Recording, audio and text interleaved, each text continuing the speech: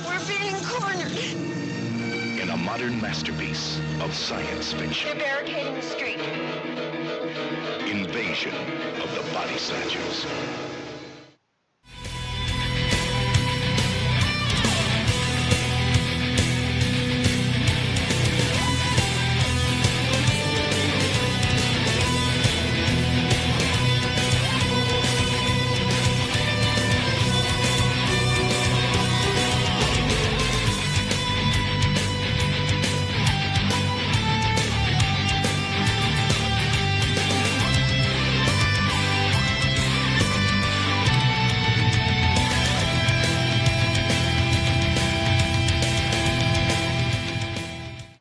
Okay. Trick or treat, calm your teats, give us an episode good to see. If you don't, I don't care. Our review is very fair.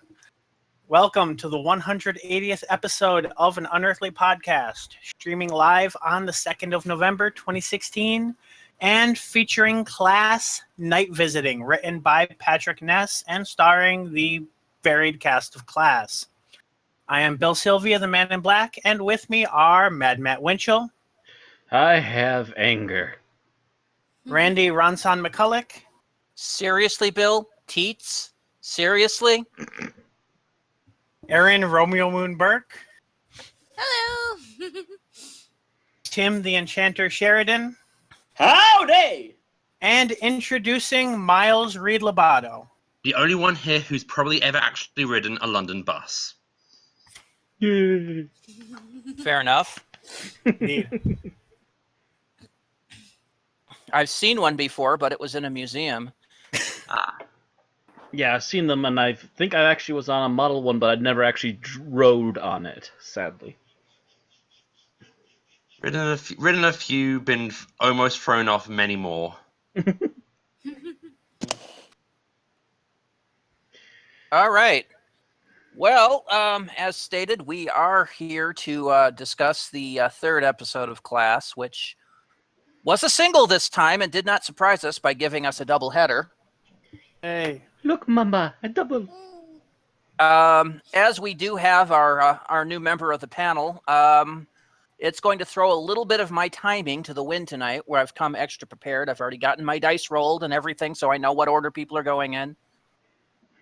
And we are going to go to the news, which fortunately is not that heavy. There are, however, a few things that may take a while, so I'm going to go ahead and start. First of all, our happy birthdays of note. First one's to, actually, that's Aaron's. Yep, that's since mine. Bill threw me a curveball. That's right, because we basically just introduced Miles in the intro, which negates me having to do so. You go ahead and give some birthdays, Aaron. All right. Birthday. All right, so Peter Bryant is our first birthday. He was a producer in the Second Doctor era. He turned 93. This is posthumous. He turned 93 on October 27th. Unfortunately, he also passed away in 2006 at the age of 82. Well, that is what posthumous means. Yes, I know. So, next on our birthday list, we have Matt Smith, our very own 11th Doctor, turned 34 on October 28th. I remember when he was the youngest Doctor ever at, 25 years old? 23. 23. Yeah, If you double Matt's age, he'll still be half himself again younger than Peter Bryant was when he died. And at 34, he's actually, I think, getting close to the average age of a doctor. Just about. Somewhere between 35 to 40 is about the average age of an actor to play the doctor. Once you you have to factor in himself with that, of course. Yeah. Yeah. Mm-hmm. All right. Then next we have Ian Martyr, also known as Harry Sullivan for season 12 and the Harry the idiot. novelizations. Harry Sullivan is an imbecile! Another posthumous birthday, he would have turned 72 on October 28th had he not died in 1986 on his around the age of 42. Oh, wow, he was young. I Yeah. didn't realize that. Yeah, he was young, and he was also very good friends with Tom Baker, so that was quite a tragedy. Yeah. Mm-hmm. All right. After that, we have Nina Toussaint White, the Second River, aka Mel's. She appeared in the episode Let's Kill Hitler, and she turned 31 on October 29th. After that, we have Michael Jaston, the Valiard, from season 23, turned 81 on October 29th. Yep, season 23. That was Trial of a Time Lord, which we will probably never mention again if we don't have to, since we've already reviewed it all. Although And he the is spin-off, thankfully still well enough to be active in Big Finish, although we have actually reviewed all of his Big Finish appearances to date. as of thus Yep. far, yes. Hopefully there are more. We'll Hopefully, see. he's actually doing pretty good in Big Finish. He's Yeah. 81, so he's officially in our A Good Run stage. Yeah. Ixnay on the good run, A. Well, he's over 80. That means he's managed to make it to the finish line. He can still go for a few more victory laps if he wants. Please. All right. So from there, we'd usually go to lost stories, deaths, of which we have none. So we will move on to episode news, of which we have none. So we will go to spin-off news. Spin-off news is the BBC has released photos from the episode 4 of Class, co-owner of a lonely heart. This is going to be the halfway mark for Class, I believe, since it's only 8 episodes. Yep. Is it That would only be 8? correct. Okay. And I would not be shocked if the ending is a two-parter, although with only 8, they might not. Shall Depends see. on how they want to go about it. It would not shock me if they run episodes 7 and 8 back to back like they did with 1 and 2. As the BBC seems to like 6-week runs these days. I've noticed that for other things I watch on the BBC, or at least used to watch, like Top Gear.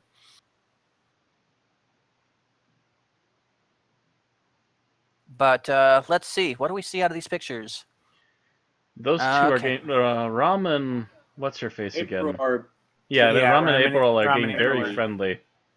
Yeah, well, they were starting to at the end of this episode, so it was a little out of the blue to me, but we'll see how that develops. That's on the list. Who's in a wheelchair in the third row? April, That's it April's might mom. be April's mother. I know she's wheelchair bound. Oh, yes, and she's talking to somebody. Possibly don't teacher by the look of If it. the picture would blow up for me, I'd be able to look and see. Pull out. Let me see here. Doesn't look like anybody familiar. No, it wasn't anyone I recognized. And of course, at the bottom, we have some more of our. They name him Hugh, played by Oh. Con O'Neill. Actually, I don't know. Was her father ever released? Because that could be her father. I don't think her father's appeared thus far. No, he hasn't. But she mentioned the fact that he And released she went to mentioned jail his for a father was while. she mentioned her father was the wrong kind of missing, aka walked out. So that could be him. She Possibly also him all of a mentioned sudden, that yeah. he had been in prison. He spent time in prison for the Used to, at automobile least he had accident. used to. Yes, we don't know if he's been released or not. Yeah. Oh, that's right. I forget that speech. Forgot about that. Most of the rest of it looks to be pretty much basic life at class photos. Life at school, I should say. Yep. Yeah, it looks like there's a new teacher possibly. It's a woman in red. I'm not sure who she is. I think- yes. I think there- that's in the. It was either in the blurb or the next week. It was in the I trailer. think. It was in the Yeah. trailer at the end of the episode. But she's replacing what's his name, Mr. Armitage. Was that his name? Armitage, I As think. the head teacher. Oh, that's right. He died by dragon, didn't But he? I think she also has evil alien eye. Trailer. Yeah, it shows her with glowing red eyes in the trailer. In other words, she probably has a link to our main bastard. And she has a glowing device of some kind to begin with, so that already sparks I don't know about this. Yeah, well, we already know this is going to be dealing with Shadowkin because Just because of the name alone, yeah. And then we see some pictures of the Shadowkin down at the bottom. Mm-hmm. So probably she's a Shadowkin in disguise. That's going to be my prediction. Possibility, or she might be the other background story that's been kind of coming up. Yeah, I don't think so. I think the glowing orange eyes that was in the trailer kind of sell it to me as being a Was Shadow that Ken. her? I saw somebody Yes. with glowing orange eyes. Yes, that was her. Hmm. Yeah, it was her. I thought April had the orange glowing eyes. She Yeah. has She did had in them one too. scene. She had glowing eyes because of Korakinus, but there was Mhm. also the new teacher had them. She gets the glowing eyes because, of course, she's co-renter of a heart here. So Hmm. Well- it's horrible when finances are so bad you need to make your own heart a timeshare. Well, Airbnb works for aliens too. Okay, so I think we've spent enough time on this. Moving on. Yeah. Mm-hmm. On would be to me and David Tennant. David Tennant, according to Doctor Who News, will be returning to the London West End stage, appearing in a production of Patrick Marber's play Don Juan in Soho. They say it's an updated version of the classic Moliere comedy, and will be staged at London's Wyndham Theatre during the spring. He previously appeared at the same theater in the 2011 production of Much Ado About Nothing, which you may remember co-featured Catherine Tate. Mm-hmm. The play originally of this premiered at play. the Donmar Warehouse Theatre in London in 2006, starring Rhys Ifans as Don Juan. We'll see if this one becomes a movie too. I think didn't his version of Hamlet eventually get made into a movie? Or they either did it or the BBC recorded it for a broadcast that one of the got out two. on DVD. I think it was they did it on the Beeb. Wouldn't surprise me. Would be most likely. I've heard way- of this play, but I've never actually seen it or anything. Either way, that's the only way it becomes accessible for us in the United States to see it. Mm-hmm. Pretty much. Other than that, sounds interesting. Would like to see it, but yeah, I can't afford airfare to London just to watch a play and fly back. If I had, a few million to spare, yeah, I would pencil it in, but not happening anytime soon. Airfare to London's pretty good right now because of recession, Brexit. Yeah, it's still too much for me. Yeah, Don't get Ross started about Brexit. Yeah, we got political. Okay, so coming up next, we have some audio competitions. To be honest, we were originally going to air this one last week, but with the double header format, we decided to skip it and do it this week because it was going to take a lot of time. We're still under a little bit of pressure today, so I'm going to try to go through this as fast as I can. All of these competitions are open worldwide with a closing date of 13th November 2016. One entry per household. Okay, so the first one is audio version of The Invasion of Time, written by Terrence Dicks and read by John Leeson. Traitor to the Time Lords, can the Doctor really be in league with the evil Varden, spearheading the treacherous invasion of his home planet Gallifrey? Or is he playing double game, saving the Time Lords by appearing to betray them? Have we actually reviewed this one yet? Yes. Okay, so for further details, see our review of that one from probably a couple seasons past. Last year. Last year? Yeah, within the last year or so, for sure. Yeah, it was during our Centauran run, I believe. Yeah, which was a season or two ago. Either way, our seasons seem to run half years. The question they want to ask is, these days, which actor is more usually associated with embodying the Sontaran menace?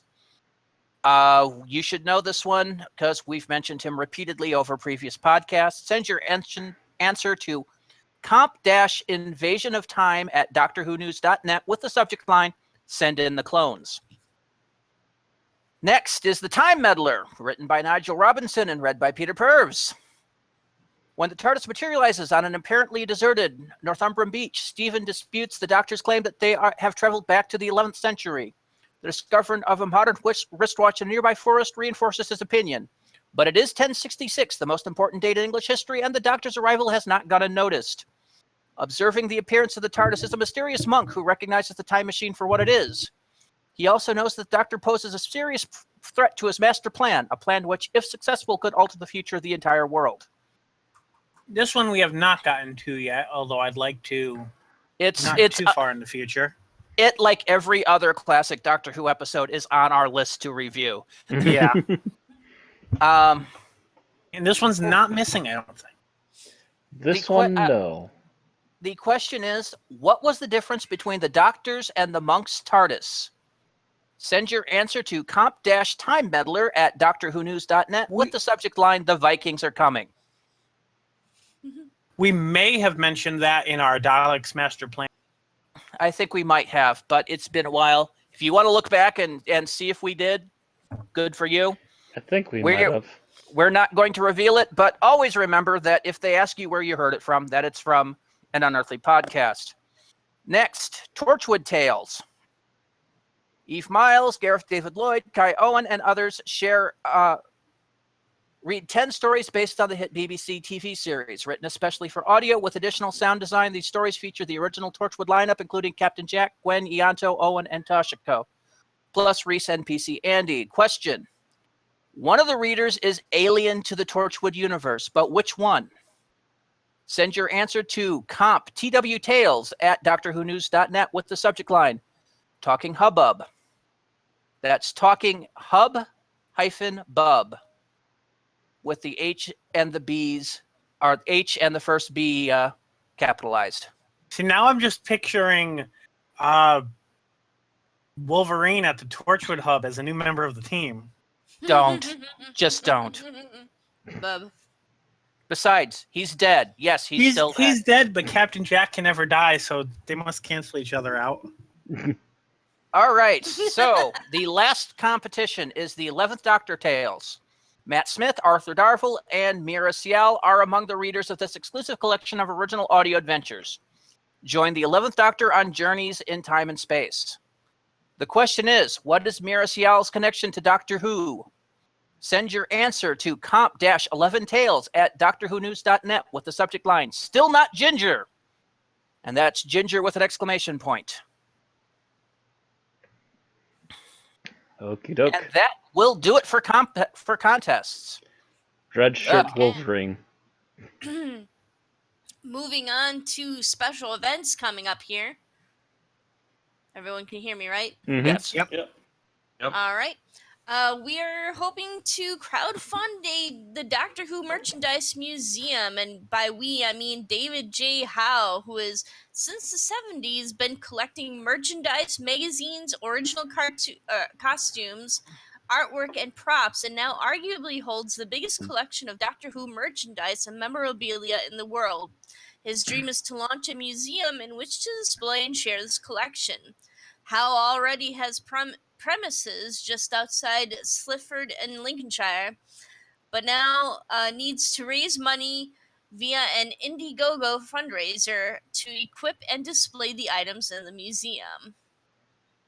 He aims to launch the museum in the summer of 2018, and as part of the fundraising, there are a number of perks which people can buy, which including exclusive invitations to the launch day, private dinners with Howe and his wife, the novelist Sam Stone, dinner with Doctor Who actor Fraser Hines, and lunch with Star Trek's Chase Masterson in LA.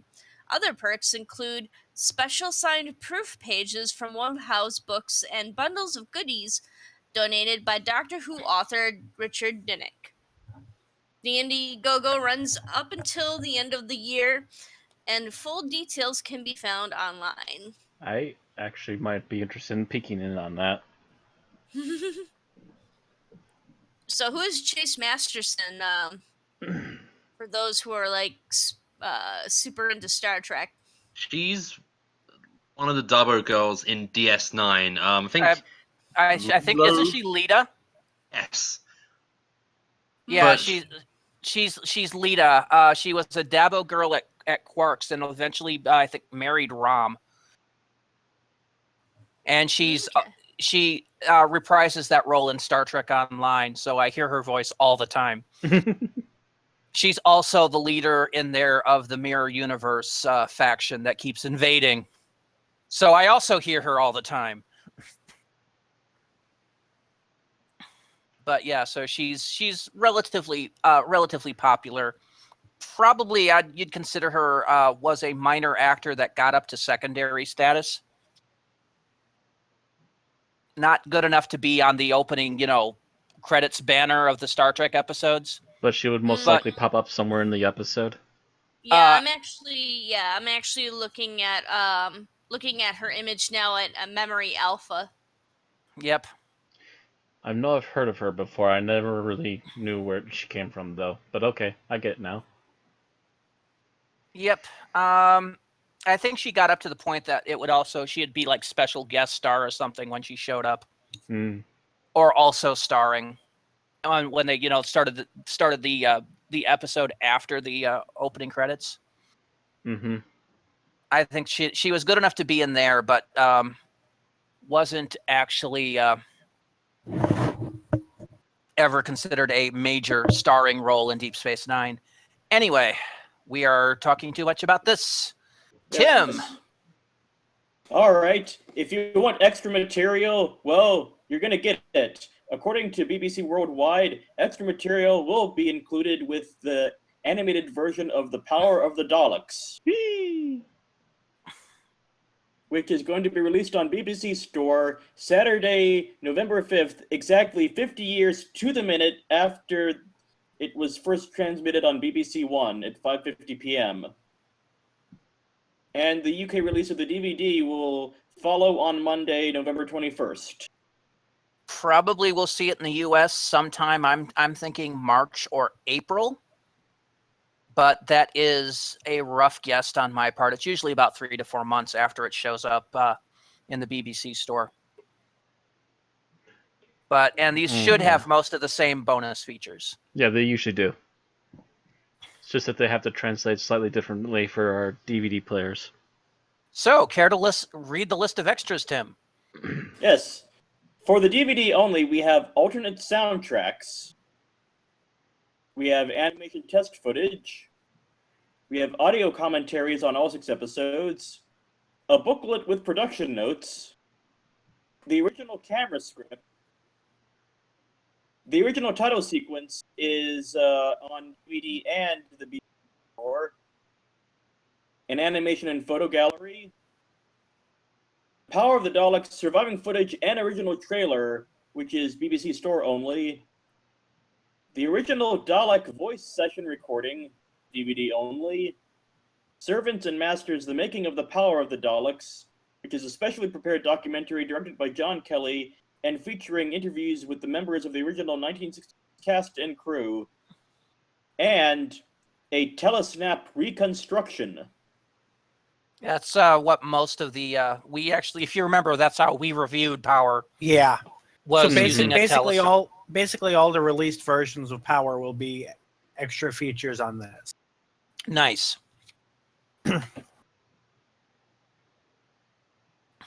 This. Now this is kind of interesting to me because if you remember correctly, when I reviewed Power, my major issue with it was the actual lack of seeing what was going on. Mm-hmm. Yeah, there was very few actual stills for us to work from. By the way, it is confirmed I will be going to see Power of the Daleks on the 15th. Nice.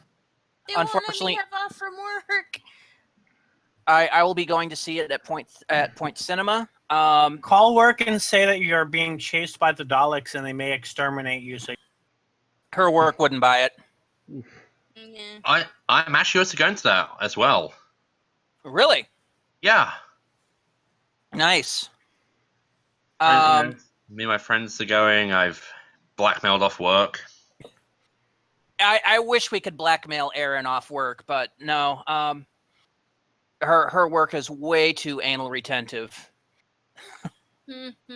But yeah, a couple of friends of mine are going to this. Now, you say on Tuesday the 15th. When I look on Fathom Events, No, I'm seeing 14th. It as the 14th. Okay. 14th. My bad. Sorry. Is that? I was going to say that was me doing a math error.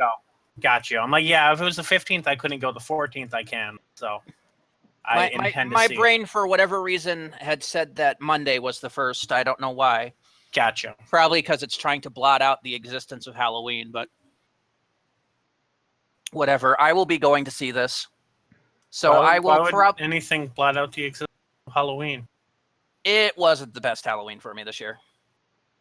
Actually, I It had a was still relatively good Halloween. one, but oh well. You had a relatively good one, but it was just kind of non-existent to me, so my brain may be trying to blot it out. Anyway, I will go to see this. So on the 16th podcast, which should be episode 5 of class, expect me to talk a little bit beforehand on how it was and my opinions of the telesnap version versus the animated. And new ratings. And possibly a ratings revision.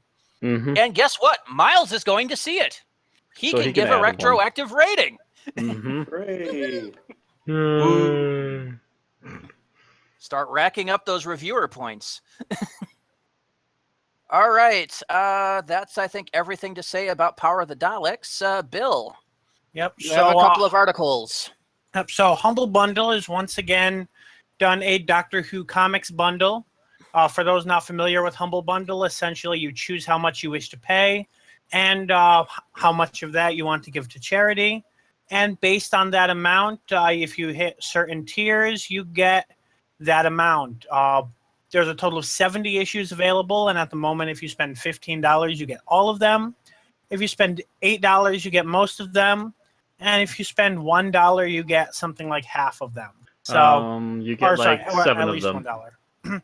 No, there's 6, 9, 12. Oh wait, they're groups. 16, Never mind. 20, yeah.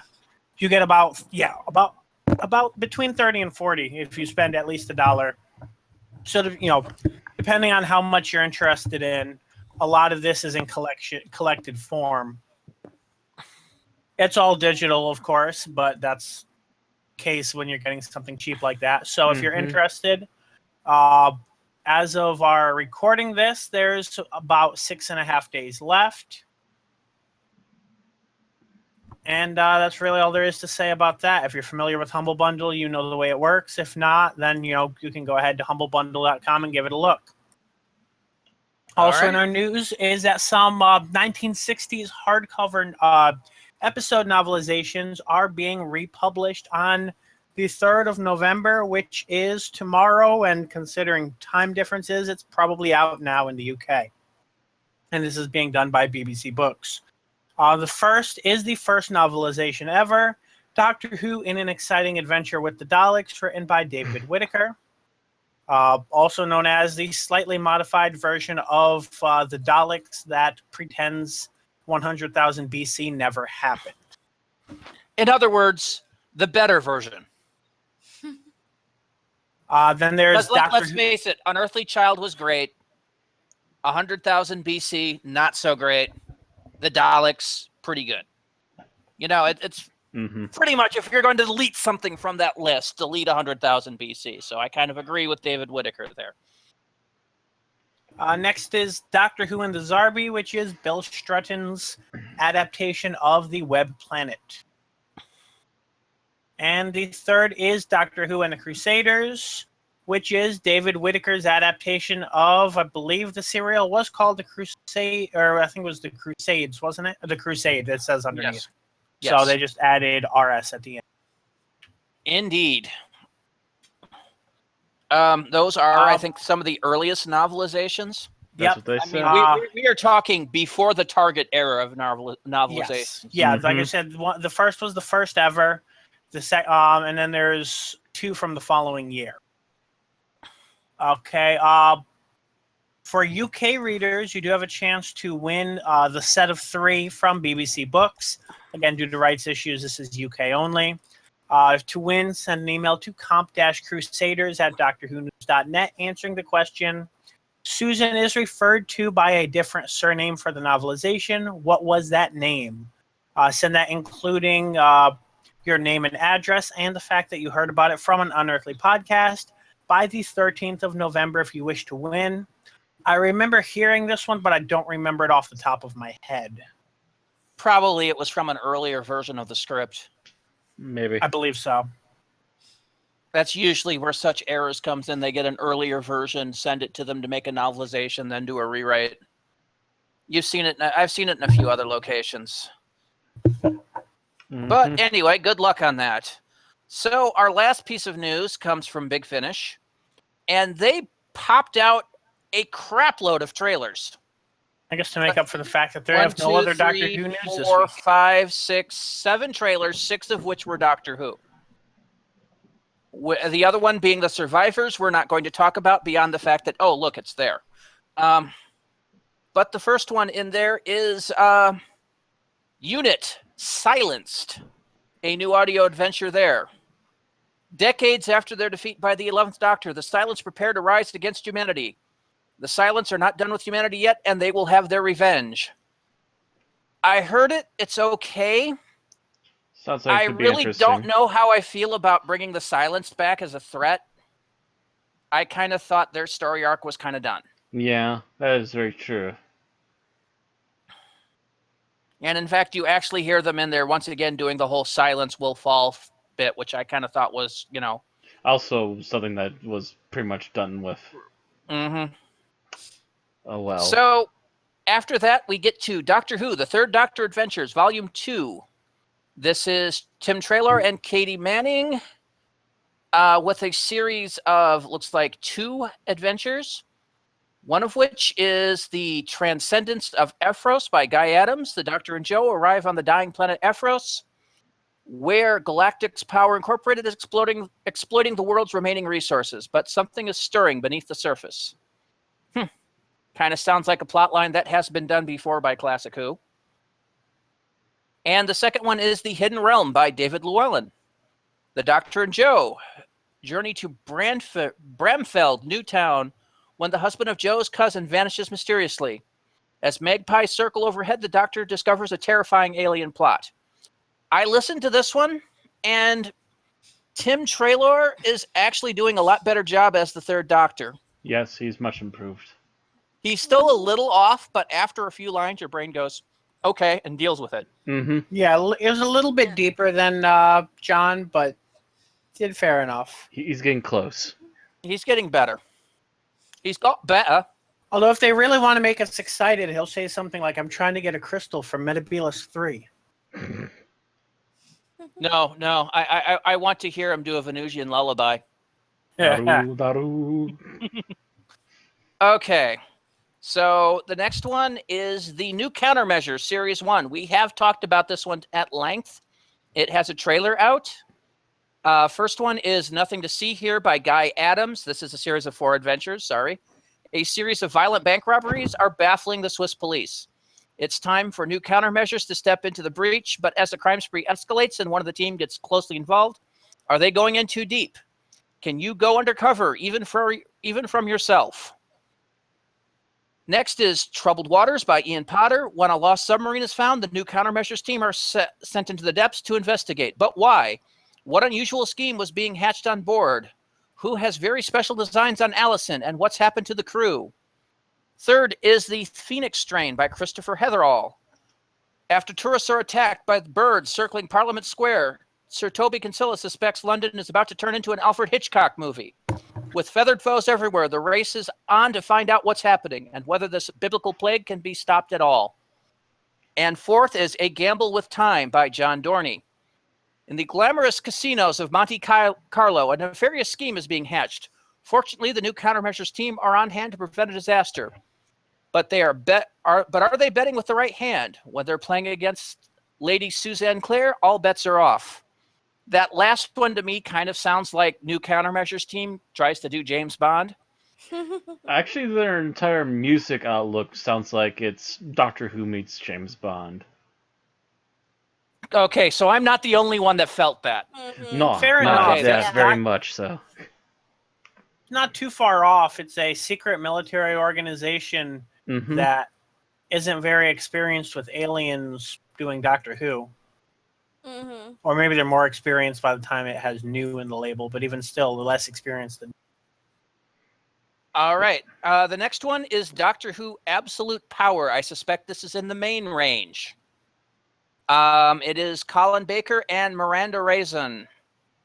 2,000 years ago, all civilization on the planet Tema was wiped out by an anomalous extinction level event.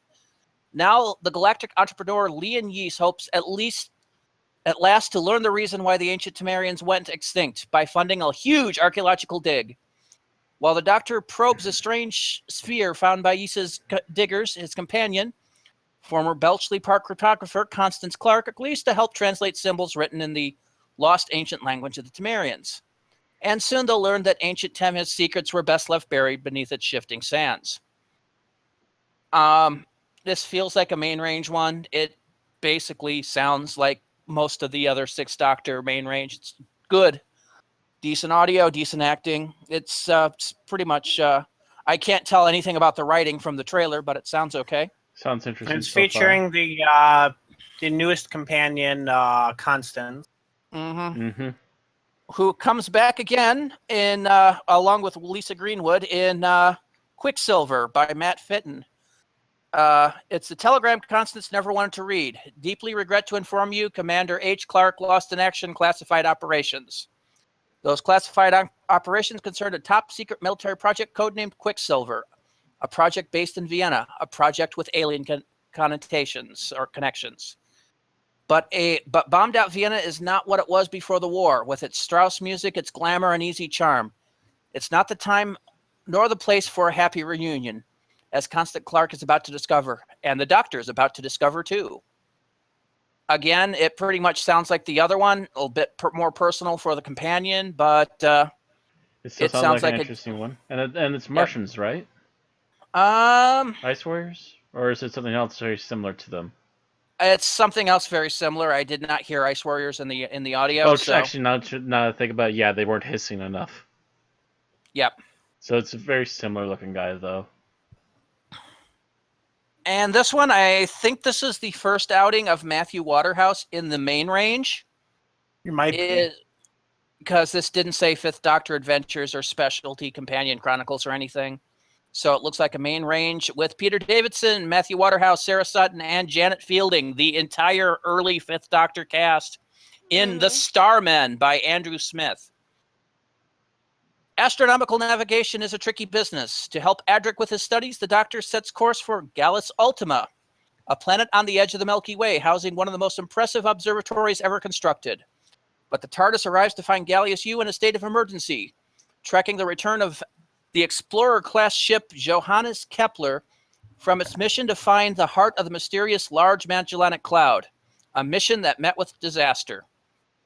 To find out what overtook the crew of the Johannes Kepler, the Doctor and his companions must journey into the heart of the cloud and beyond, into the darkness of another reality altogether, the universe of the Starmen. And I know it's Johannes Kepler. I was reading too fast to pronounce it right.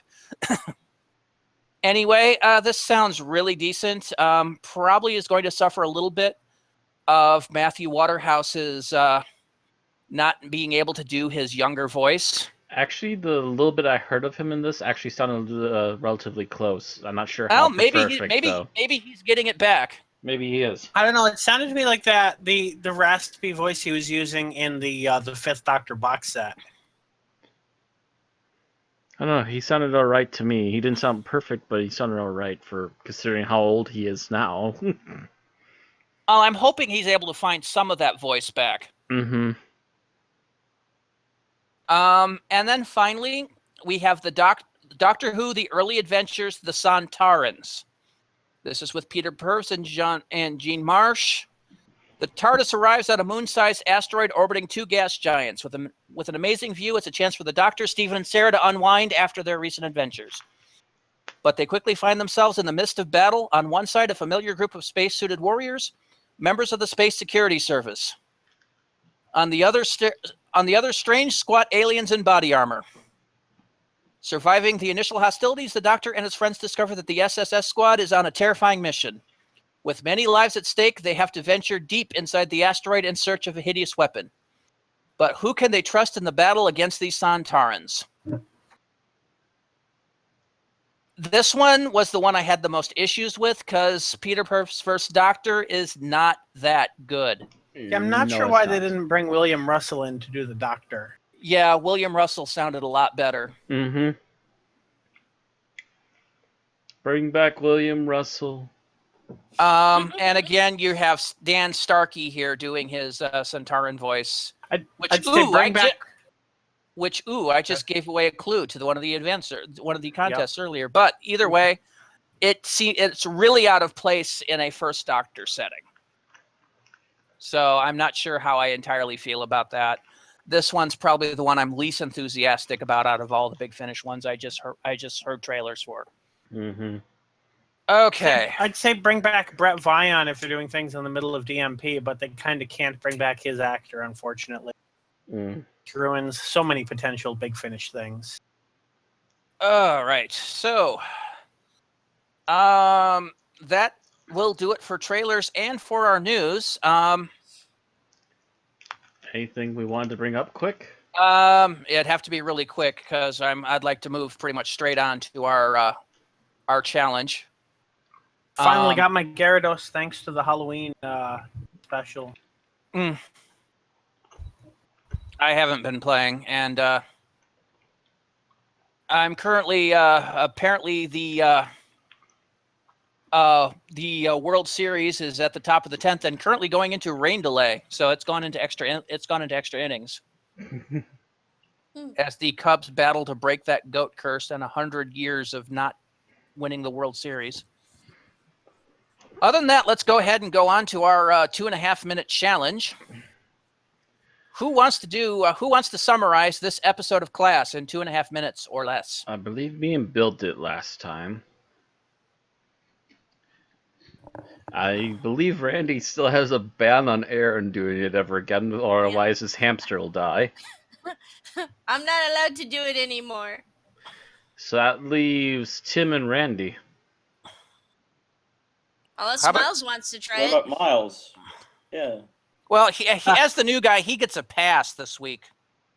Yeah, he gets a pass so he can at least figure out what this is all about. I think I can do it. All right, you ready to do it? Mm-hmm. All right.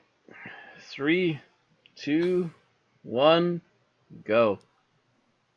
Tanya is suffering the second anniversary of the death of her father and is feeling it pretty hard when, much to her surprise, her father appears in her bedroom with a weird attachment sticking out his back.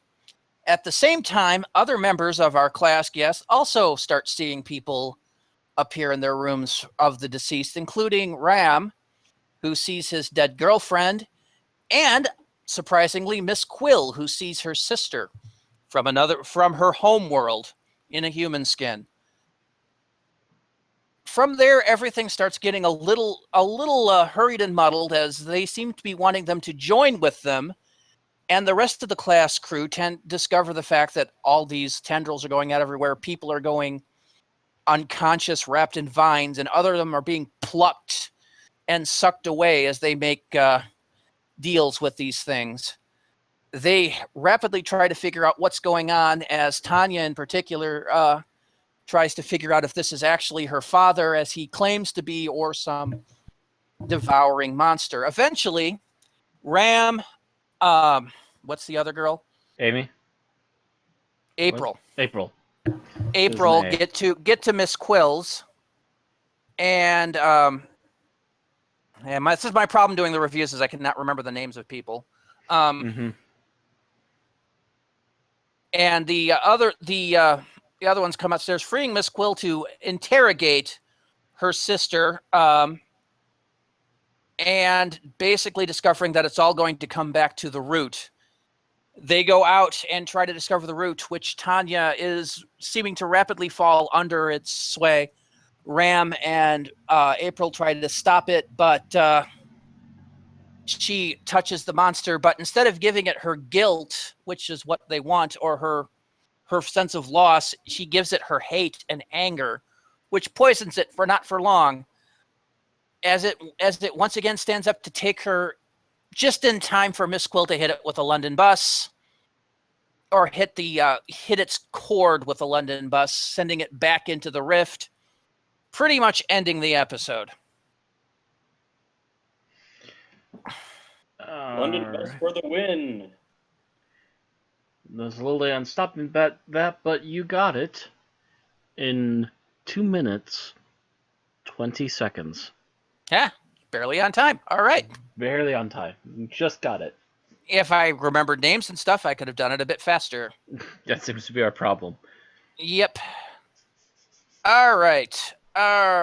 So I have the order already thought up for our episode. So what we liked about this episode overall, starting with Bill. I'm going to say what I liked was that it felt like the Buffy episode Hush, where the entire town is under threat rather than a little wrapped up thing that only seems to target the main cast, which does get old after a while. Mm-hmm. I could see that. It did kind of feel that way with cords going everywhere. At the same time, this did also kind of give its own level of issues, which I'll discuss later. Aaron, how about you? What did you like about this episode overall? Overall, I kind of liked some of the character building. For example, we got to see the familial relations around Tanya and Miss Quill. We got to meet Miss Quill's or some kind of replica of Miss Quill's sister and find out that Miss Quill's original first name, I take it, is Androth. Something like that, yes. That's at least what she was called by her sister. It's either that or like a nickname or something. We also got to see Tanya's father and how he met Tanya's mother, and them getting married and growing a family and everything. So that was all very nice. So, and I just enjoyed it. I think it gave a lot of much needed character growth to at least a couple of the characters involved. So. Mm-hmm. Some character building, which was needed for some of these characters, yes. I'll have to agree with you, which may cause me to have to pass, because I think that was about what I had. But we'll see. Oh yeah, I also forgot to mention April. We got to see April. We got to hear about April's family a little bit more. Mm-hmm. Okay, so Tim, what did you like about this episode overall? I liked the pace at which the true nature of, I believe it's called the Laren. Something like that. I think that was an alias they were using for something else. We don't actually know the name of the alien that was attacking. They claimed they were the Laren, but Miss Quill said they were lying. The Laren is actually the name of the beast itself. As to what the actual species is unknown. I think it was kind of both. It was a kind of a one single entity that absorbs other people and kind of functions as both a species it's a single creature that pretends to be other people. Yeah. But I thought it was handled very well, cutting from Tanya questioning it to Miss Quill questioning it, and putting the pieces together, and like how its facade of friendliness slowly cracks bit by bit, scene by scene. All right. I would argue that point a little bit, because for me it did seem to be obviously an alien soul-sucking monster. I mean, pretty much, you have to touch it to make the deal with it for it to take your soul. Wow. This sounds a lot like the demons from Supernatural. I wasn't too impressed with that. But we'll see. So, Miles, you get to do your first bit on this. What did you like about this episode overall? Miles, you there? I think Discord's acting up on him again. Yeah, you might have to refresh again. Yeah. You might want to quit and join again, Miles, really quickly here.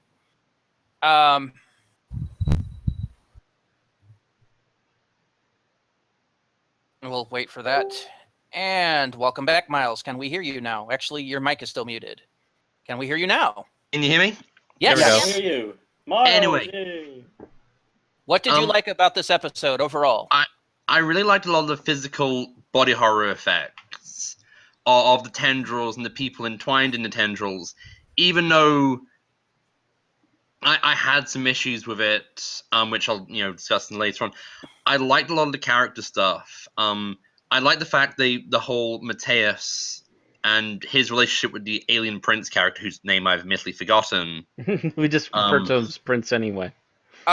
For future reference, Miles, pick one because there's 6 of us now that have to choose stuff. Okay. I like the physical effect, the physical effects of the alien tendrils, which, considering a lot of that could be done with CG, the fact that it looked pretty good and pretty decent on the BBC budget. Yeah. Mm-hmm. There's one thing different I would have done about it, but overall I agree with you. I would have made sure Rom got a chance to get splattered in blood because that didn't happen. Yeah, we thought that was going to become a running gag, and it kind of failed this time around. Episode 3, he's blood clean. But really, he was kind of more of a secondary character in this than a focus. Whereas he was kind of a focus in the last episode. Although he was still the first person to get to watch someone die. I think the only person. Yeah. No, I think he and April both saw it. No, he saw it. Just he saw it? Yeah. Mm-hmm. So maybe that's going to be his running gag, is he just gets to witness a death in every episode. God, just stack the PTSD on this guy. He's going to come out looking like frickin' Ash by the end of this. So much PTSD, he's just snapped. Just goes snapped and completely bunkers and starts walking around everywhere with a sawed-off shotgun. No. But That'd just be impressive in London. Yeah, no shit. You got to remember culture differences, Matt. He's not going to be straight out Ash from Evil Dead, but just that badass, I don't care anymore attitude I could see. He'll have a cricket bat like in Shaun of the Dead. Cricket bat, yeah, that'll work better. That freaking works. Cricket bat everywhere, yes, that'll work for it. Able to decapitate things with his football. That too. All right. So I believe we were up to you, Matt. I don't know. It's the first round. Yes. General thing I liked the overall tension of the episode. You could actually cut it with a knife. They did a really good job with that. Mm-hmm. Really kept your attention and just focused on what was going on. So they did the horror right. They didn't go too over the top, and they didn't do it too weak-kneed either. So. Okay. Yeah, I can see that. It did have that encroaching horror. Mm-hmm. As for what I liked overall, I'm going to have to say the acting. Because everybody managed to be convincing in this. I didn't feel like anybody fell particularly flat. So that was a good thing. Even the people playing, people's long-lost relatives did a great job convincing all this. All right, so what you didn't like. One thing overall. And again, we are starting with Bill. I'm going to say that the one aspect of this episode I didn't like was the fact that even though it's the first time, they actually seemed to have a conversation, that Rom and April seemed to start a romance out of nowhere. Yes, thank you. Yeah. Yeah, I actually commented to Aaron on this. I'm like, that's kind of out of the blue. Yeah. I mean, wasn't she? Didn't she have a crush on what's his name earlier? She was trying to get Charlie to ask her to prom, and then she discovered that he was gay. Correct. And then she discovered he's an alien. Yeah. I really didn't pick up a romance thing, just like a very good, deep friendship. Mm-hmm. Dude, they started making out at a bus station. Yeah, she kissed him in the bus station. See, I thought the show was going to set up a Tanya Ram relationship. Yeah, That's what I was I kind did of thinking too. too. I think the issue with that is that Tanya's too young. They really can't do Yeah. that with her because it would Yeah. cause way too many complaints. I don't know if it'd be. I don't know how complainy that would be over there as opposed to over here. It's not Japan, Ran. I'm not talking that. It's like, I mean, he's I- 17. She's what, 14? Something like that. That would still be iffy. Okay. Mm-hmm. I did not know for certain. So yeah, they probably thought about it and decided not to. See, here you would just have the Trumpers complaining that it was an interracial relationship. Yeah, but nobody pays any attention. Move on. Let's not get into politics. Too late. I mean, it's already bad that next week we're either probably going to be celebrating or mourning the election. Let's not get into it this week. Next Or- is Aaron. Me, right? Yes, Yeah. Aaron, Mhm. yes. I didn't like how they resolved the combat with the vine. Basically, just how they took it out. Like, it was a single hit to one of the vines.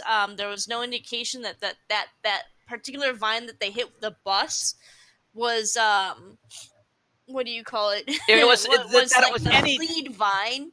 And Aaron just stole mine, by the way, because Sorry. we had discussed this at length. So Oh, I noticed it too. It's just like we saw it stretching all over the place. So just hitting one of them just didn't seem to really mesh well. Like I don't yeah, know. the vine that they hit didn't look to be any more significant than any of the other ones. And you Mhm. have to remember that earlier, one of them was being, hacked multiple strings off of one of them. So it didn't feel like, why was this one so special? And I feel that was a slight failure on a part of the special effects team.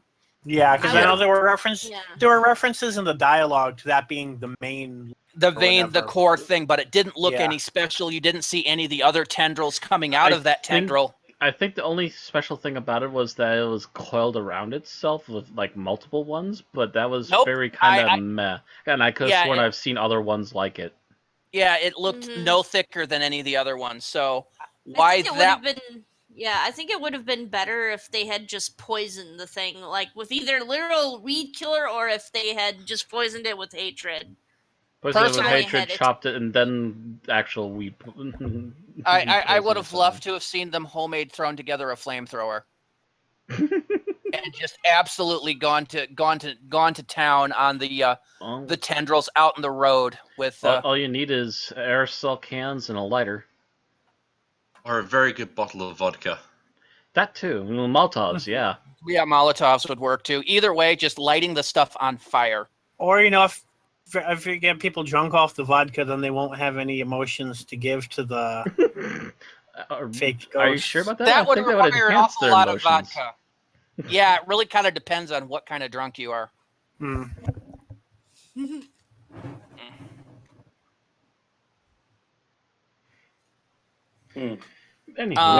So yeah, I think they could have made that particular vine a little more special looking, so that you knew there was something significant to it. Instead, it kind of came off as, wow, you hit one chord and suddenly the entire thing reels back.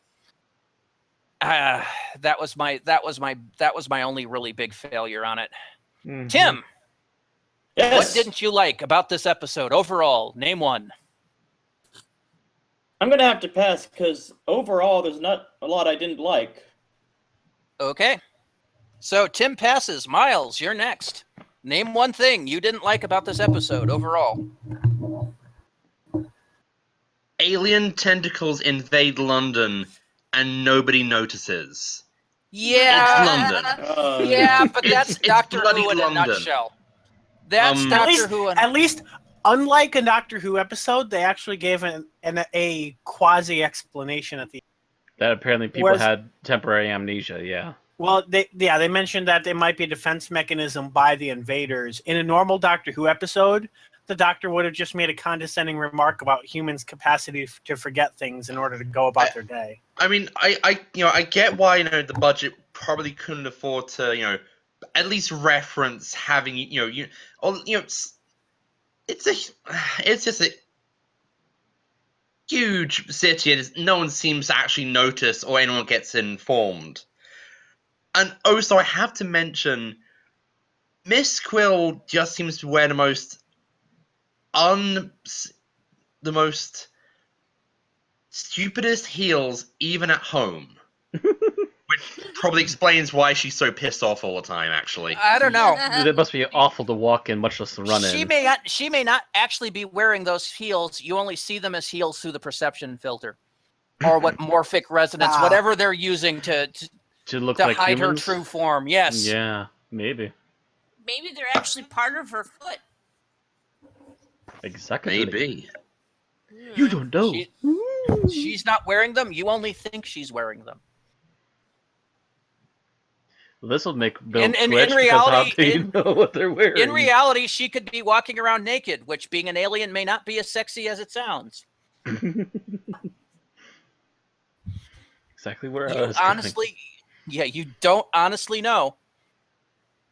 Okay, well, for as where you're going, Matt, it's Europe. What did you like about this episode? I didn't like. Actually, you know what? Here's one that I actually was half expecting to happen, but never did. We had the one attempt at Rom. Why didn't they plan to continue to make attempts at him? Yeah, they seem to be kind of intent on everyone else, but his whole thing seemed to have gotten dropped after he left the building. Yeah, that seems a little bit odd, and just kind of randomly let them wander when the plant knows that there's obviously people out there trying to stop him.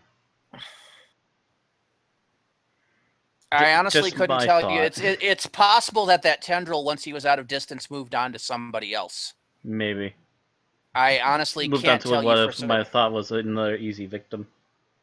Maybe it went to Rom's father being. I think he's a single dad, so I think he probably lost his wife or Rom's mother. Mm-hmm. So maybe it might have went after his dad and got him to stop for a while. That's also what I'm may thinking. be a reason why he couldn't get his dad either. So.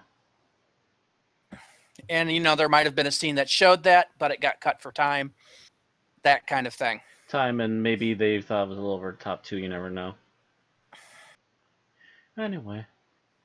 All right. That's my thing, I think Miss Quill's anger snark is starting to grate on me. Just a bit. I mean, I like it. Sometimes I really, really like it, but other times I feel that they push it too far. And there was a kind of a mix of that between me and this episode. She would have done well with Series 8 Doctor. Was it the thought of her working with the team making her sick, hun? That was one of the thoughts that was like that. I would have thought that she just would have shrugged and left instead of having to make the "I'm going to vomit" comment. Mm-hmm. But some of the other mutterings that she's doing through the rest of the episode, it's like, you've been dealing this for a while. You should have gotten over it by now. Kind of feel, but well, maybe she's like the Punisher. She can't get over it. Hopefully, there's no spoil. Hopefully, I'm not spoiling anybody on the Netflix Punisher or Daredevil season 2. It's been out for a while. I finally finished watching Luke Cage, but yeah. I was wondering about that. I really need to get my mom to officially figure out what we're doing with Netflix. I made a reference to John Tague, The Shades, about you were great in Luke Cage, and the response from the Ranger Recap podcast panel, they were like, no spoilers, we haven't even watched Daredevil season 2 yet. Like, no, I usually watch it within the first month. I was delayed a few weeks because I was, mass swallowing Supernatural at the time, but I finally saw it. By the way, Matt, as a quick sidebar, you'd like this week's episode of Agents of S.H.I.E.L.D. Oh? Mm-hmm.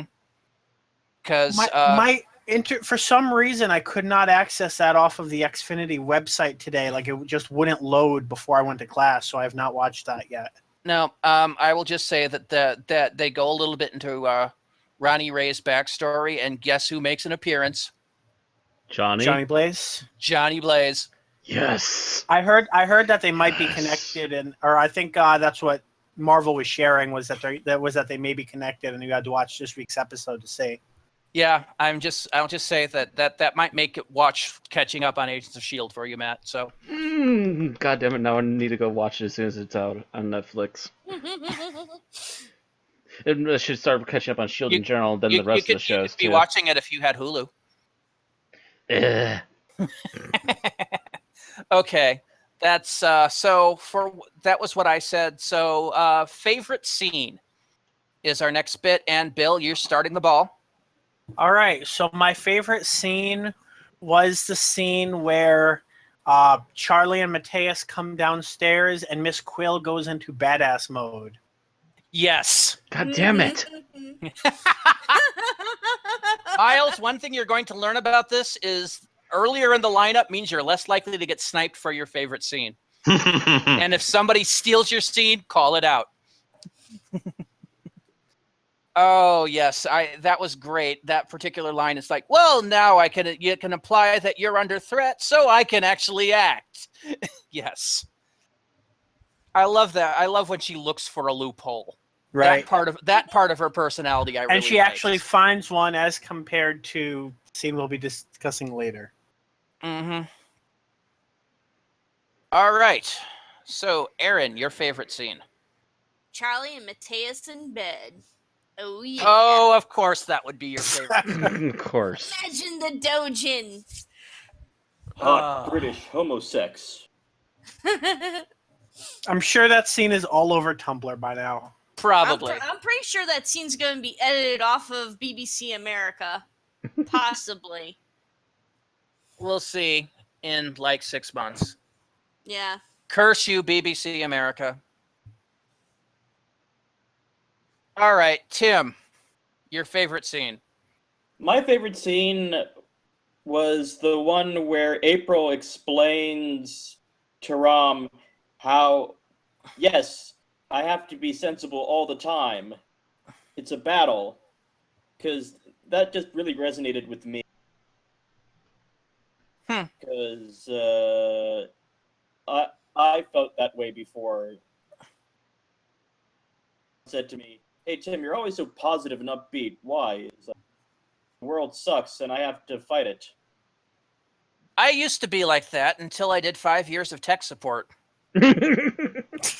Following that, pretty much jaded cynicism pretty much became my way of No, life. for you it would be Ren. What do you have to be snarky all the time? Yes, I have to be snarky all the time.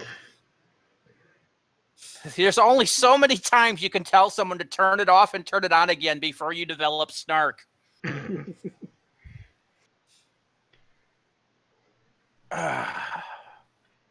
All right, Miles, your favorite scene.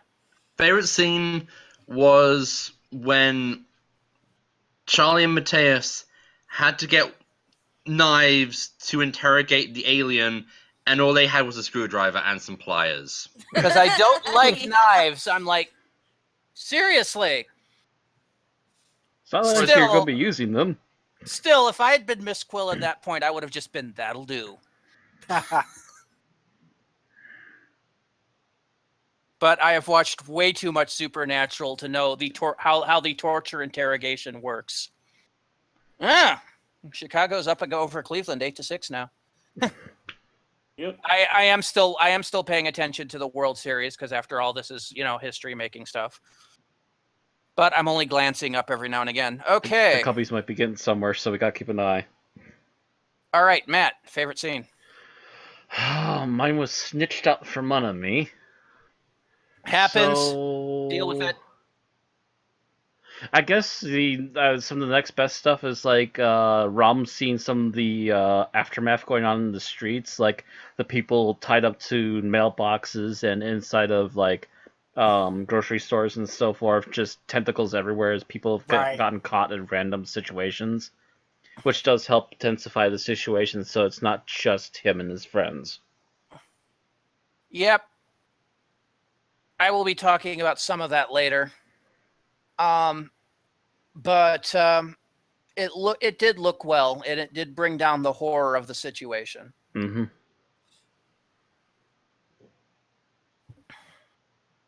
All right, so my favorite scene. Oh, Oh, actually, I just saw another one. Oh well, never mind. Go ahead. I think it's the scene where she goes and actually grabs her father and then pours her anger and hate into it. That was just my other thought. Yep. Because it was one of those moments of what would be epic in a Doctor Who episode. So it's something I liked because it felt great. That should have actually been the resolution, I think. That should have been the resolution. Also, is also one of those kind of things that only nerdy people would think of. Is like, I think I see through your plan. Let's try this. All right. So our least favorite scene, and I'm pretty sure almost everyone is going to have the same least favorite scene. Bill, you're up first, so you can say it and spoilerize the rest of us. That's why that was my second choice scene, so I can actually go with my first choice if other people are going to say it. And that was this Tanya's flashback scene with her father, mainly because the music felt like a bad commercial. And yes, the BBC doesn't have commercials, and if it was only planned for release inside the BBC, you could kind of forgive that. But this was made for a multinational audience, so I cannot forgive that. The version I was watching of it was from space in Canada, and I wasn't sure I was watching a commercial or not. Same situation here, actually. So I actually skipped it, and then I went back realizing, no, that wasn't a bad commercial. That was actually part of the episode. Yeah, I didn't skip it, but I was just like, is this part of it? Am I paying attention to this? And It has to be part the of it. music was just bothering me, so I skipped it. And then I realized that I can't skip it because it was part of the episode. Well, mind you, I've not been a big fan of the music choices for this series overall. Yeah, the opening is actually really good. Looks really good, but I would really switch up that music. Well, and this is a problem I've had with certain series. It is possible the opening theme will grow on me over years, but I had the same problem when I first started watching Star Trek Enterprise, then called Enterprise. And that is the fact that when you have a show whose theme song is usually symphonic and epic, like if you take a look at, Star Trek The Next Generation's theme song, Deep Space Nine, Voyager's theme song, and then you get to Enterprise, which has a rock and roll song to it, you're like, one of these things is not like the others. And it loses its feel. That's not what bothers me. I think it's just generally I don't care much for the song itself. No, well, I'm just saying that was my issue with that, and I'm having the same issue with this, is I'm used to Doctor Who, which has probably one of the most epic opening themes in existence. No matter how it's done, it still has that epic. Torchwood had a very decent opening song. Mm-hmm. Sarah Jane Adventures had a decent opening song, but they were all instrumental, all classical feel. And then you get this one, which has kind of a slightly reggae-ish feel to it. And it just doesn't feel like it belongs in that same lineup. Mind you, I felt the same way about the opening to K9 and Company, but that was a failure in most every aspect in existence. K9! I've seen a video where someone's put the opening credits to Class to the classic theme tune from the 70s Horror People show. And that kind of worked really well. But, this show is very similar to Tomorrow People in quite a few ways. I've never actually sat down and contiguously watched the Tomorrow People. I caught an episode here and there, but never enough to actually get a feeling of what was going on. I actually have a few ideas of myself of remixing the opening with something else. I might actually try it and see what you guys think. Because I'm the video editor here. Outside of Aaron. People on Nickelodeon. Also, Matt, you need to start hosting stuff on Twitch. Yes, yeah. You were getting chastised for not doing it earlier by Bill. Actually, I go to hosting the stuff on Unearthly Twitch. podcast. That's right. Yeah. We keep wanting to get me to learn the hosting thing, but we keep forgetting to do it. Yeah, right now, Unearthly podcast has 2 viewers, and that's with me hosting. So. Oh, Nice. okay. So, Yeah, I see there's one extra person watching. I'm not sure who it is though. okay, so I believe that was Bill's. Now we go to Aaron's worst scene. My worst scene. I don't know. I think I'm just gonna go with the April Rom kiss. Okay. It just didn't really mesh with me. There's like no chemistry between them.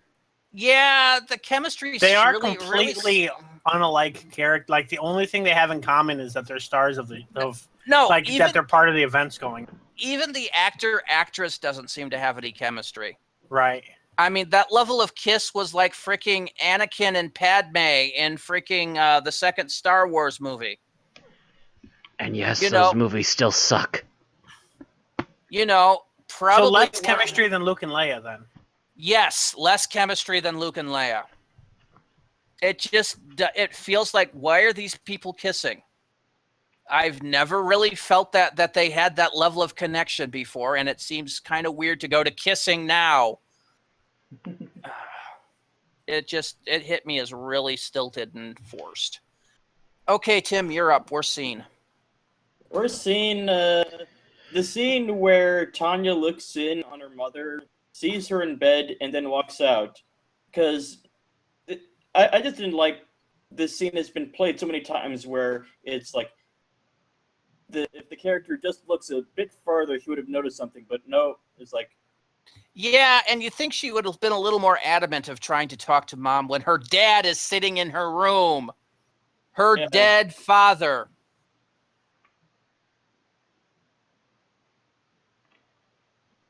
It seemed like she just kind of shrugged and gave up on it a bit too soon. But if she had taken a closer look and seen that she was wrapped up in tendrils, she would have really known something was up. So it's kind of a damned if you do and damned if you don't situation. 1 out to go in the game. Yep, 1 out to go. Cubs are up 8-6. So we might see the death of the goat curse right here on this better. Anyway.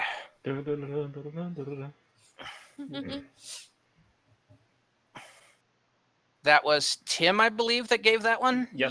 Yes. Miles, your least favorite scene? I have to be honest, I didn't have a particular scene which I could label out as my least favorite. To be completely drop the ball on that one. Not one scene, not even a scene that you liked the least, as opposed to not actively disliking? Not really. Well, then take a pass. That's fine. We do it all the time.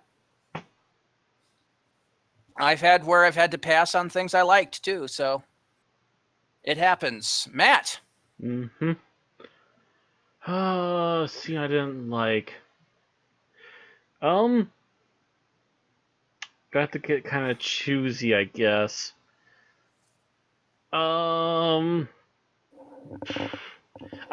guess the one scene I didn't like, and this kind of goes back to my similar problem before, is that we see Rom very easily get away from his fake girlfriend, and then from there it just seems to be absolutely pointless that it's even there.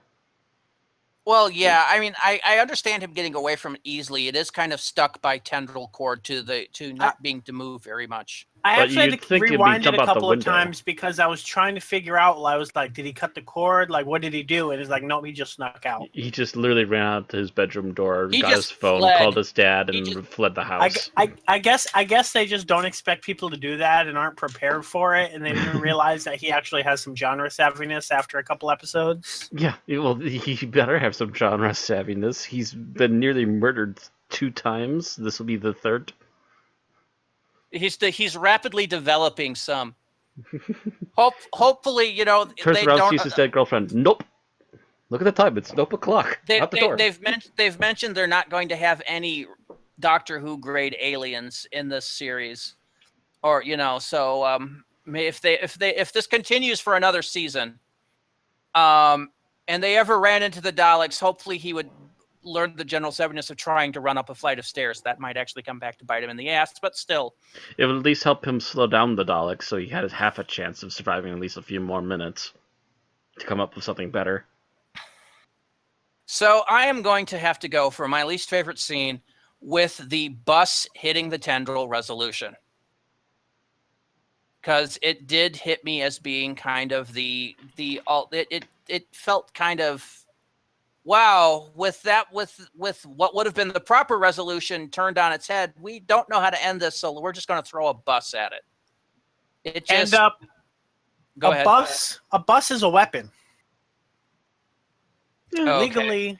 Legally, that's vehicular assault. So Miss Quill should have died. So. She used a weapon to assault somebody. That's against the terms of her sentence. Technically speaking, she saw it, turned, and failed to miss. So it really depends on if you're going letter of the law or intent. I'm not sure how they define this one. But I mean, judging by the fact that it's an implant, it should go off of, are you planning to hit someone? Then it's assault. And she was definitely planning to hit someone.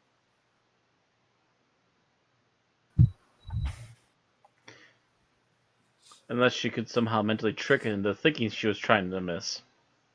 I don't know. That's Honestly, really iffy. We don't know how well these things work. Either way, I'm just not... by this point, too, they might have kind of realized that it still might have gone with life in danger, but I don't know. And even there, she's not supposed to be able to use a weapon, so, I think Mrs. Quill's, implant is about as genre savvy as the doctor, as the doctor's attitude to whether or not he uses weapons or kills people. Yeah, that's true. The doctor is a bit of a hypocrite sometimes. I wonder if they're setting it up to setting up the idea that there's actually nothing in Miss Quill's head, that she's just been lied to or tricked into thinking. Or the doctor took it out. They're pulling a Snake Plissken on her. I could see it. I could also see the doctor taking the ultimate psych out. Right. Mm-hmm. That I'm wondering about that. If she eventually sits back and ponders that in a later episode, that I would have to give them credit on that. But still, I still think that resolution with just chucking a bus at it, whether or not it constitutes a weapon for killing Miss Quill, even if that's not an issue, that was still kind of a lame way to deal with it. There was a million better ways, and they go with let's chuck a bus at it. Well, it's better than trying to cut it with a knife again, because that'll work. Yeah, I know, but even there with there's better choices for traveling weaponry than that. Somebody get a mulcher. A mulcher. Riding mower, something like that. Those are usually locked up, though, especially that late at night. Because who would be mowing a lawn that late in the day? She has connections, apparently. She just found a bus that was sitting around somewhere because probably the driver was abducted. It's not that hard.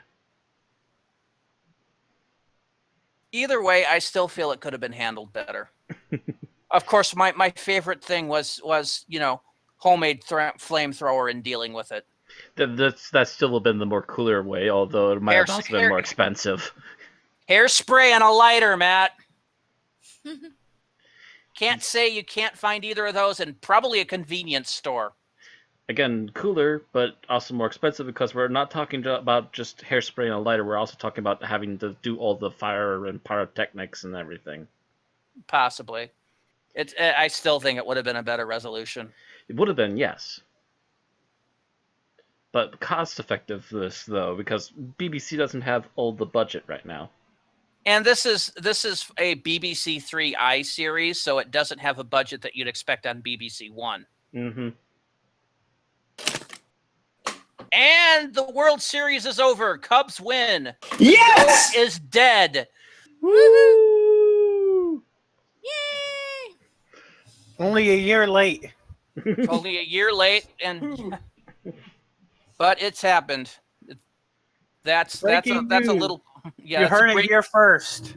Probably not, because by the time this hits YouTube, it'll be long over. Depends on how quick Bill can put it up. Yeah, but if you're hearing us live streaming, yes, we just said it. Cubs win the World Series for first time in over 100 years, breaking the 50-year GOAT curse. It's all cool. And they're celebrating right now. I can hear the cheering from Chicago all the way up here in Madison.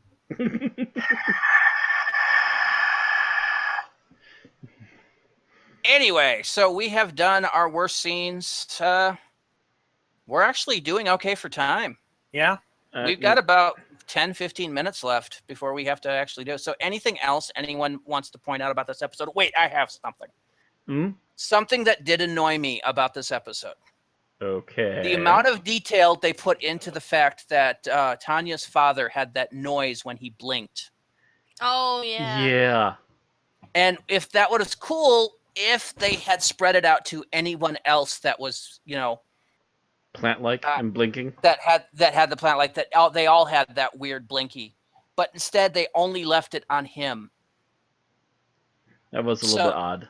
It was really odd. They should have either had it on everybody or not at all. Mm-hmm. Oh, actually, can I mention another favorite scene? Yeah, go ahead. We got time. Miss Quill, Hunger Games. Yes, that was making Erin laugh when she saw it. Yeah. She She's looking, like, reading did the this Hunger really Games. happen? Wait, does this really happen? I'm like, maybe on another planet. Somebody give her a copy of Lord of the Rings. That's what I said. She'd have a few raised eyebrows on that one.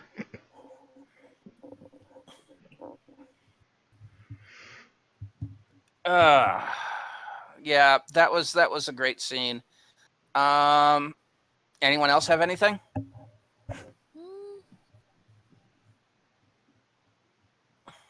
I think we covered everything that I was thinking of. Okay, anybody have any other bits of odds and end of other news they want to say really quickly before we go to final thoughts? Nothing that pertains to Anyone this see show. Doctor Strange yet? What was that, Bill? Anyone see Doctor Strange yet? Nope. Oh, yeah, that came out, didn't it? That came out in Europe. I'm not sure if it came here yet. I think it comes out okay. maybe this week. I think it comes out this week or next week. Yeah, I'm thinking it's either at end of this week or next week. Because, yeah, me and my buddy Fred will be going to that as soon as possible. Erin and I might go to see it on Tuesday, depending on her schedule. If she doesn't work till 10 again. We'll see. Have to see. It's on my list of things I want to see because I haven't missed a Marvel movie yet. I haven't missed a Marvel movie this year, actually, yet. I haven't missed a DC movie yet, although I sometimes wish I did. Of all the continuities, that has to be the one, am I right? Yeah, so I've been very mixed feelings on Doc Strange. When I originally heard they cast Cumberbatch, I wasn't very happy, but he looks the part. I have to admit it. I mentally saw that. It's like, no, he can do it. He can do it. They got high-end makeup. They can make as long as he doesn't act like white bread, then he's cool. Yeah, as long as he isn't cardboard, at least after the big act where he has his accident. Is Wong in the movie? I think so. I think I saw him talking to yeah, I'm pretty sure him in one of the scenes. Yeah, I'm pretty sure I saw Wong in there. Yeah, and in fact, at the end of Agents of S.H.I.E.L.D., they did kind of a here are scenes from the upcoming Doctor Strange, and he was in it. So he has to be in there. Anyway. All right, so I think that's everything there. Let's move on to final thoughts. So, Bill, your final thoughts on this episode. Final thoughts. I think it was pretty good. I would say it's the high point of the three we've seen thus far. Definitely some interesting things going on and some, fairly good horror elements. I don't know if it was an intentional Halloween special or if it just happened to fall that way and they had ghosts right around Halloween, but it was a nice touch. I'm curious, I'm curious to see if this Ramen April thing was kind of shoved in order to set up next episode, or if it's going to mean anything or just be a waste, or if it was just literally so that there wouldn't be a girl walking around with a love interest. I don't know. So we'll see what happens there. And I guess that's about it. All right, Aaron, your final thoughts. I enjoyed this one. I think it's probably the best out of the series so far. We got a lot of decent character development. We also got some kind of sideways character development that I didn't think really added up to much. In this case, the relationship between April and Rom. But I liked the familial revelations that we got out of this with Miss Quill's sister and Tanya's father and her family too. So. All right. Tim, your final thoughts. I liked the new character traits that were introduced for each of the main characters. Like they're developing nicely. This episode was good, and I thought the bus was cool. Okay. So yeah, that gets no complaints for me. That's basically what I have to say. Final thoughts. And CNN just sent me a message saying the curse is broken. All right, Miles, your final thoughts on the episode. I really enjoyed it. It's the story is an old trope, but it did it well. Which with a lot of genre shows, you do tend to get the same tropes and stories repeating themselves, and this one did it well, and it was dispatched with a London bus. What can go wrong? All right, Matt, your final thoughts. I'm perfectly fine with the London bus, although I do have a few questions about it, dealing with Miss Quill there. But the rest of it, as far as I'm concerned, on the budget they had, was a fine decision. The overall character add-ons seem to be interesting and starting to lead to somewhere with them, and it's nice to have some extra layers to it. Although there are still a few left field things I'm kind of wondering about. Other than that, very good mood, very nice horror atmosphere, and I love that they did their own little updated homage to the idea of Invasion of the Body Snatchers.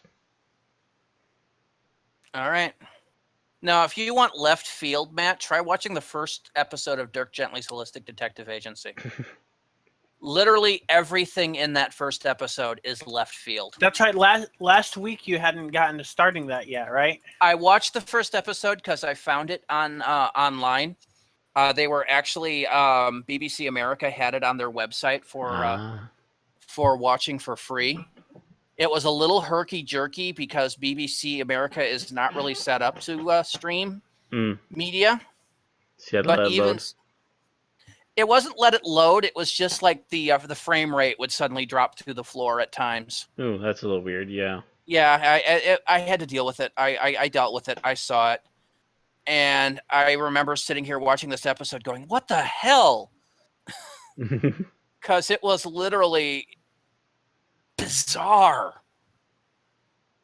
I mean, it was not. I mean, I was a fan of the Dirk Gently books. I read both of them. I saw the original Dirk Gently series. That was about 5-10 years ago now. Something like that. And I liked it. About right. And this one is weirder than all of those combined. For the starters of weird, it's a Dirk Gently story that takes place in Seattle. Huh. I'm thinking this was an excuse so they could film in Vancouver. Where filming is cheap. Mm-hmm.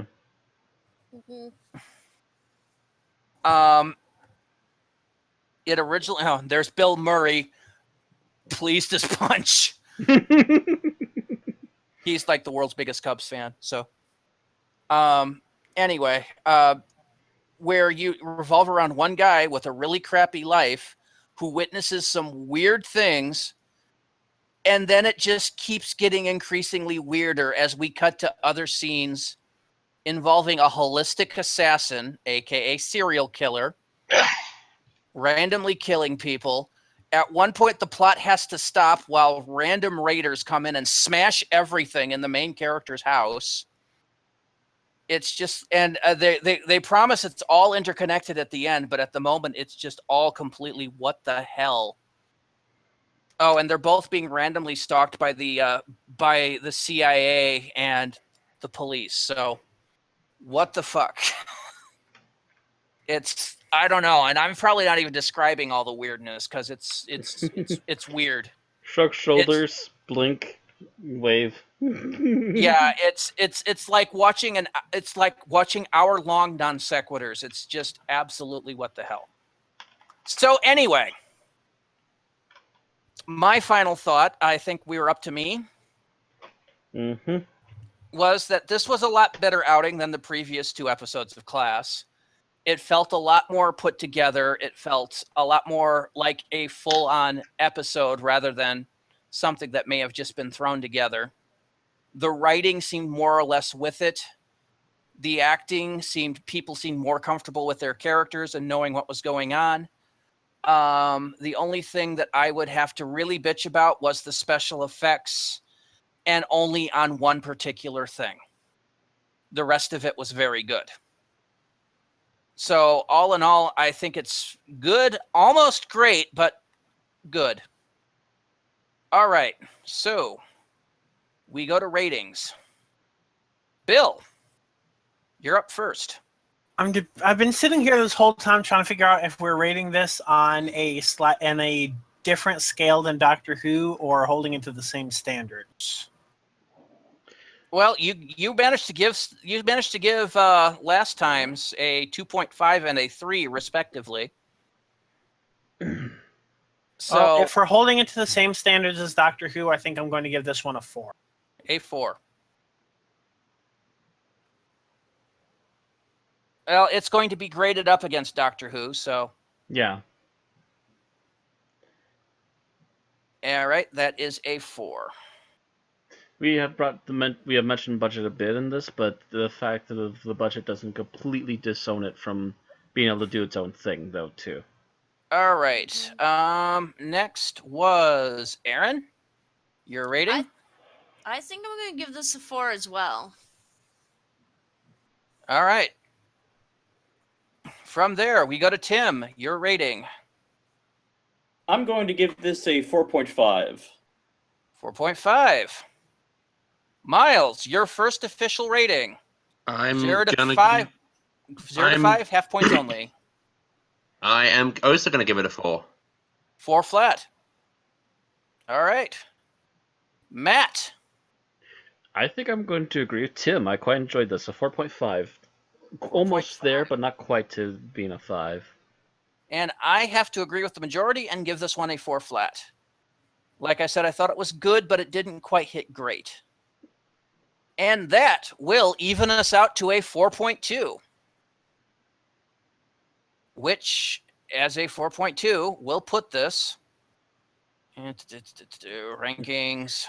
It's just so, we have a whole giant ranking sheet, and literally everything we've reviewed, we can reorganize by score and everything else. Yep. And so this will be added to the list of other Doctor Who things, including Big Finish, Classic Who, and Modern Who. Which currently is a... I actually need to undo that because I accidentally had one too many fields in there, I think. No, I didn't. So we have currently rated 176 things. We have been doing this a long time. 4 years? Our first shows were the beginning of series 7. Yeah, it would have been fall of 2000. Oh no, fall of 2000. Yeah, fall of 2012, I believe. Yep. No, fall of 2011, I think. No, 2012 sounds right. Never mind. No, it has to be to at least 2012. So. Yeah, we've been doing this for almost 5 years. Yeah, this will be the end of the 4th year, and we'll be working into our 5. We have done 176 different items because we did not used to be weekly, and we've gotten better at that. Mm-hmm. And of those 176 things, the rating that we just gave this, a 4.2, will put it at number 51. With 1 being the top, not the bottom. Yes, 1 being one of the 2 5.0s we've given stuff.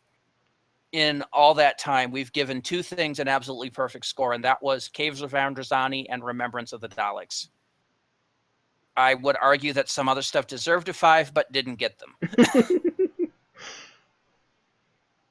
Anyway. Like the 50th anniversary special, I thought deserved a 5, and we didn't get one. I was a sad panda that day. Anyway, so Night Visiting is on par with Frontier in Space, Destiny of the Daleks, Hellbent, Power of Kroll, End of the Line, Death and the Queen, which both of those were Big Finish audios, The Mind Robber, Bad Wolf, Parting of the Ways, Destiny of the Doctor, Shockwave, The War Games, and Legopolis.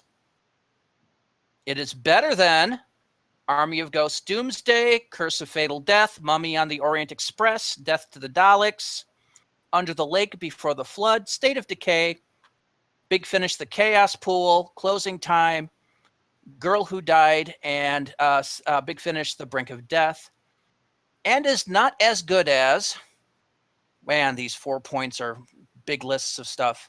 The Three Doctors, Nightmare in Silver, Destiny of the Doctor, Shadow of Death, Destiny of the Doctor, Babelsphere, Dalek Invasion of Earth, The Last Centauran, Web of Fear, Shada, the Big Finish version, Ark in Space, 10th Planet, Spearhead from Space, Silence of the Library, Forest of the Dead, and The Last Christmas. Chaos Pool. So there it is. Number 51, Night Visiting. Thus far, it is like pretty much, I think, a full point ahead of the, about at least a full half point ahead of any of the other 2 class episodes. Yeah. Just for your reference, let's see.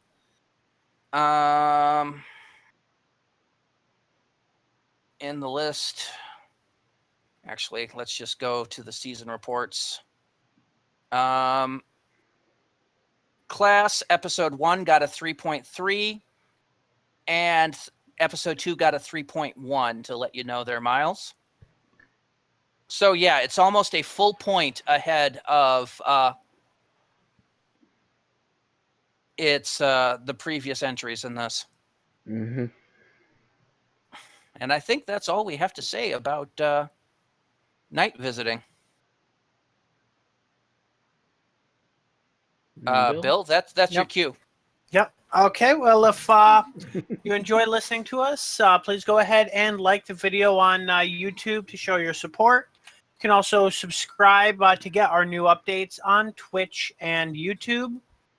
You can also follow us for news and updates, including new episode links on Facebook.com/UnearthlyPodcast and Twitter.com/UnearthlyPod. And if you have some pocket change and want to support us, you can head on over to Patreon.com/UnearthlyPodcast or GoFundMe.com/MIBSpain. All right. And next week, the cast of Class gets a new teacher. But what relationship does she have with the Shadowkin, who seem to be making a comeback in Co-Owner of a Lonely Heart, written by Philip Ness and starring the cast crew et al. See you next week. Good night, everybody. Good night. Patrick Ness. Yeah. Not Bye. Philip Ness, Patrick Ness. Good night, everybody.